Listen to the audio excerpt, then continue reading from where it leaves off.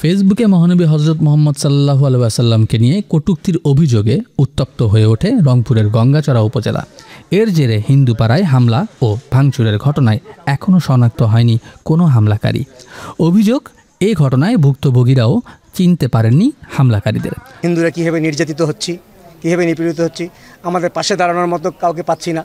কাজেই ৭১-এর যে শক্তি, সেই শক্তি একমাত্র জাতীয়তাবাদী দল, তারা পাশে এসে দাঁড়িয়েছে। সংবাদ প্রাপ্তির সঙ্গে সঙ্গেই আমি এসে সেই সন্দিগ্ধ ব্যক্তিকে, যার বিরুদ্ধে অভিযোগ আছে, তাকে আমরা অ্যারেস্ট করে থানায় নিয়ে যাই। কিছু উত্তেজিত জনতা এইদিকে একটা মিছিল করে, তারা সেদিন ভুক্তভোগীর পাশের বাড়ির একটা দরজায় একটু ধাক্কা দেয়, লাথি দেয়, এ পর্যন্তই ছিল।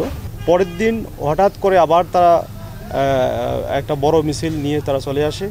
তাদেরকে উত্তেজিত হয়ে তারা যার হাতে লাঠি ছোটা ছিল, ইট পাটকেল নিয়ে তার ঢেল ছুড়ে এবং আমাদের হিন্দু কমিউনিটি ভাইদের বাড়িতে আক্রমণ করে। ইতোমধ্যে ক্ষতিগ্রস্তদের পাশে দাঁড়িয়েছে স্থানীয় প্রশাসন। চলছে ঘরবাড়ি মেরামতের কাজ। বাড়িঘর ভাঙাভাঙি হয়েছে। কালকে হলো ইউনো সাহেব এবং জেলা প্রশাসক আসছিল, এসে কিছু টিন দিয়ে গেছে।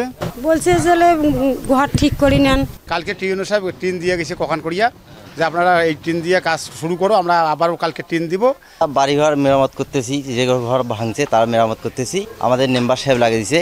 আমাদের যা কর্মকর্তা আছে, টিন, তারপরে হলো শুকনো খাবার কালকে আমরা দিছি। রংপুরের গঙ্গাচড়া উপজেলার আলদাতপুর এলাকার হিন্দুপাড়ায় ভাঙচুরের চিহ্ন এখন স্পষ্ট। ঘটনাস্থলের নানা অংশে ছড়িয়ে ছিটিয়ে আছে ধ্বংসস্তূপ। ভুক্তভোগীরা বলছেন, এক কিশোরের ফেসবুক পোস্ট ঘিরে অন্যায়ভাবে হামলার শিকার হয়েছেন তারা। নিরপরাধ হলেও তাদের বাড়িঘর ভাঙচুর করা হয়েছে। তারা জানান, হামলার সময় প্রাণ বাঁচাতে পালিয়ে যেতে হয়েছিল পরিবার নিয়ে। তবে হামলাকারীদের কাউকেই চিনতে পারেনি তারা।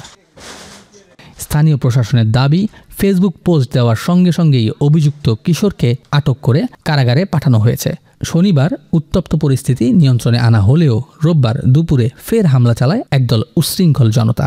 তবে পরিস্থিতি এখন নিয়ন্ত্রণে এবং হামলাকারীদের শনাক্ত করে গ্রেপ্তারে অভিযান চলছে বলে জানিয়েছেন প্রশাসন।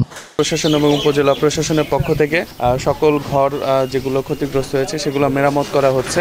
এদিকে রাজনৈতিক দৃষ্টিকোণ থেকেও এই ঘটনায় উঠে আসছে নানা বিশ্লেষণ। জেলা বিএনপির সাধারণ সম্পাদক আনিসুর রহমান লাকুর দাবি, নির্বাচন বিলম্বিত হওয়ার কারণেই এমন ঘটনার সুযোগ পেয়েছে দুষ্কৃতকারীরা। নির্বাচনকে ঘিরে বিভিন্নখানে মব সৃষ্টি করে বিভিন্ন রকম অরাজনৈতিক পরিবেশ, সন্ত্রাসী কার্যকলাপ বিভিন্ন রকম তৈরি করে একটা অপচেষ্টা করা হচ্ছে। বর্তমান যে নির্বাচনটা আগামীতে হবে ফেব্রুয়ারিতে, সেটাকে বানচাল করার উদ্দেশ্যে। আমি মনে করি তারই এটা অংশ। যে ছেলেটা আছে, ওই ছেলেটার সম্বন্ধে যেটা জানলাম, যে তার এই ধরনের সেন্সটাই আসার কথা নয়। আমি মনে করি যে এটা এখানে রাজনৈতিক উদ্দেশ্য হাসিল করার নিমিত্তেই কাজটি করা হয়েছে। ফেসবুক পোস্টের ঘটনায় ইতিমধ্যে মামলা হয়েছে। তবে হামলার ঘটনায়ও দ্রুতই আরও মামলা হবে বলে জানিয়েছে পুলিশ।